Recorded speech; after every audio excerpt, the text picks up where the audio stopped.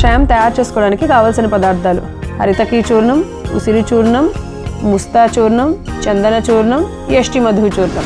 ముఖాపాకహార కషాయం తయారు చేసుకునే విధానం: ముందుగా ఒక మిక్సింగ్ బౌల్ తీసుకొని అందులో 1 చెంచా హరితకీ చూర్ణం, 1 చెంచా ఉసిరి చూర్ణం, 1 చెంచా ముస్తా చూర్ణం, 1 చెంచా యష్టి మధు చూర్ణం, 1 చెంచా చందన వేసి కలుపుకోవాలి.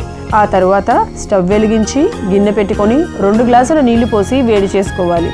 నీళ్లు వేడయ్యాక ముందుగా మిక్స్ చేసుకున్న మిశ్రమాన్ని 1/2 చెంచా వేసి కాసేపు మరిగించుకొని స్టవ్ ఆఫ్ చేసి గ్లాస్లోకి వడపోసుకుంటే నోటిలో వచ్చే అల్సర్స్ తగ్గడమే కాకుండా చిగుళ్లను బలంగా చేసే ముఖాపాకహార కషాయం రెడీ.